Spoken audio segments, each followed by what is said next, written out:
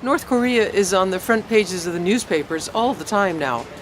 But at the same time, North Korea is one of the most secret and most secretive places in the world.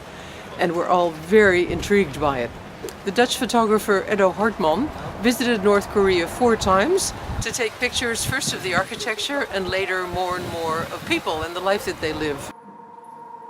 You spent 4 years working on this project in North Korea.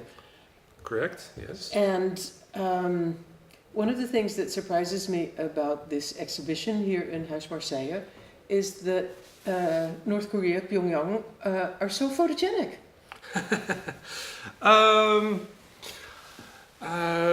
I saw some footage, and there were obviously lots of other photographers that went there before and made some images. And I was also surprised about how it was set up. It really reminded me of some bits of Moscow or Eastern Europe from the 50s.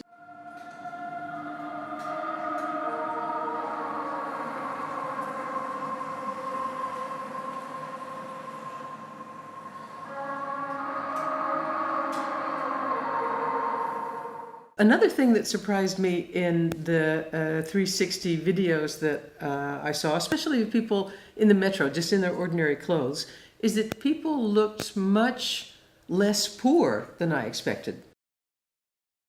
That's the main issue with working on a subject like North Korea. Everybody has quite a lot of preconceptions about the whole situation out there. But it's true, it's known for not being very rich. It's actually very poor. But the most of the footage I could film or take or create in the city of Pyongyang.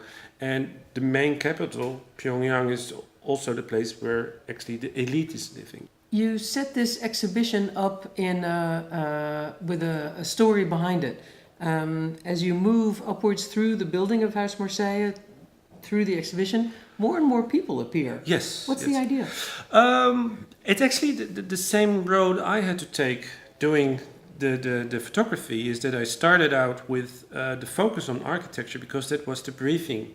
But slowly I could progress it during the years of getting more people into the frame, literally into the frame.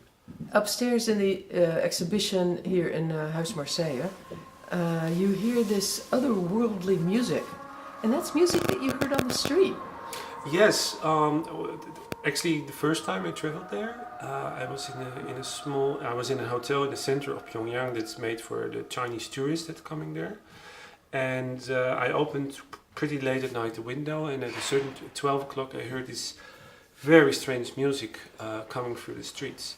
And I was really surprised. So the next day I asked my guide what it was, and he said it's like the end of the day. We have a music to start the day and the music to end the day.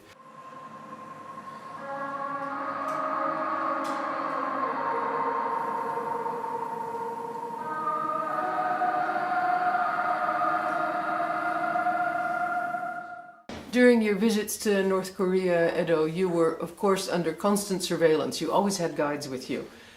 How do you think your experience as a visitor compares to the experience of the North Koreans themselves, who were also under constant surveillance?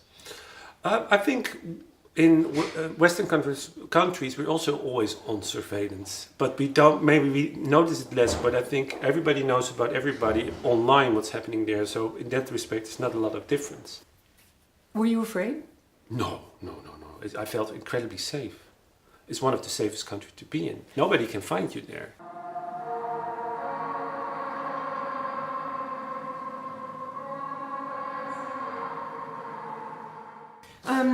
Eddo, you worked intensively in North Korea for 4 years. Are you finished? Would you like to go back?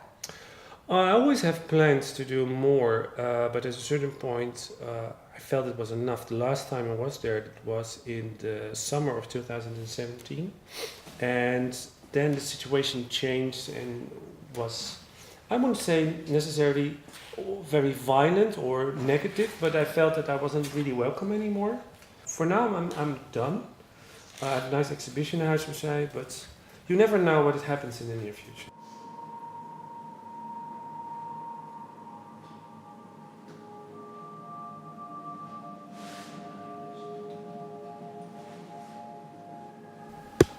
After having seen Eddo Hartmann's exhibition Setting the Stage on North Korea, I have the feeling that I know more about North Korea, but still nothing.